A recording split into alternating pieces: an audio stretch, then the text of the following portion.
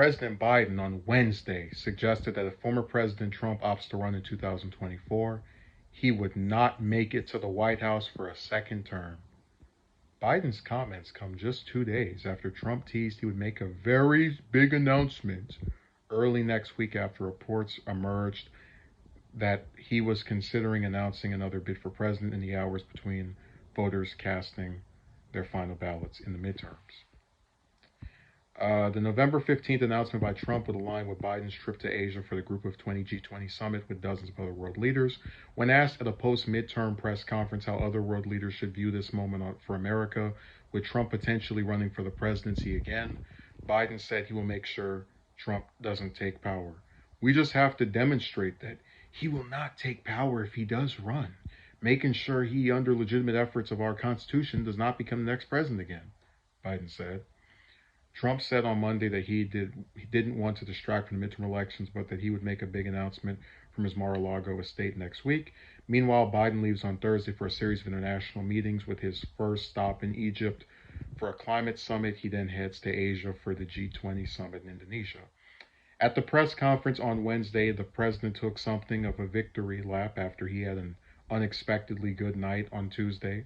While it is still possible the Republicans could win majorities in the House and Senate, the GOP margin in the House appears likely to be narrow, and Democrats have a fighting shot of retaining the Senate majority. They did a lot better than expected. So I'm gonna give Trump credit for something.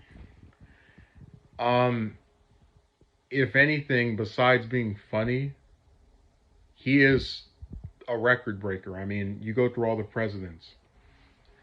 None of them ever got elected without having some government or military experience until him. And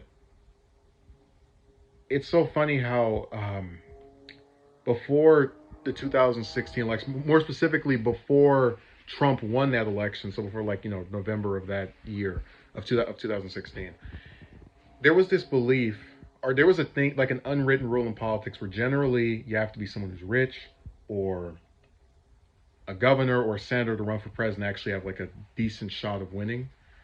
But now things are kind of all over the place. You have members of the House running, you have other TV personalities, if they're not running for president, running for some other office. So he really did transform the qualifications or lack thereof of office holders. And, in some ways that's good, because I most certainly would feel more comfortable running, than I would have in the pre-Trump era. But I do think there are certain trends that you can look at and make reasonable conclusions from. Generally speaking, former presidents don't run for another term because there's this idea that their time is done, and the party wants to move on. They had their chance, etc. And with Trump, there are signs of him breaking that record because he's got this very big, overwhelming majority with Republicans. And I do think there is a path for him to get the nomination. I think there are people who would vote for him who wouldn't vote for DeSantis, or would pick him over DeSantis or Cruz or any of these other people any day of the week. But when you get into a general election where you're just talking about independents, obviously Republicans are already in his bag, but just independents and some Democrats that might cross over, I see an extremely narrow group of them, even the ones that don't like Biden, being able to sit back and go, oh yes, I want to vote for the person that, when they lose an election, spends the next several years saying that it was stolen from them with no proof. And pretty much, I think that incident from last year really was the point of no return for a lot of independents. So if he did get the nomination, which I think he does have a chance of doing, we'll have to see how the primary plays out, but I think he has some chance of winning it.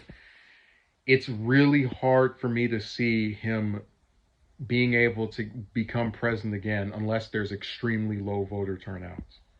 And I don't think there would be. I think if anything, the Democrats were really able to seize on the outrage from Roe v. Wade being overturned to get a lot of these people who just kind of, trusted them to protect them to go out and vote for more of them because, definition of insanity does not apply here. We're going to do the same thing that caused this situation to happen in the first place.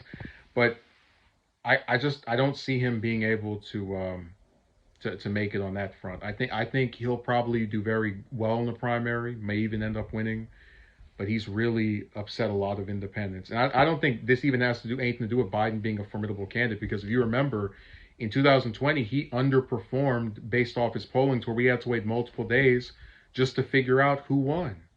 So it's really hard for me to believe that someone who had a hard time even keeping up with his own hype is going to, just make sure he doesn't take power. I think it's going to be more likely lesser of two evils again.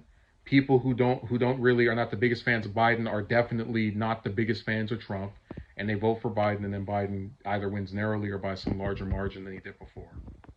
So now that's my theory.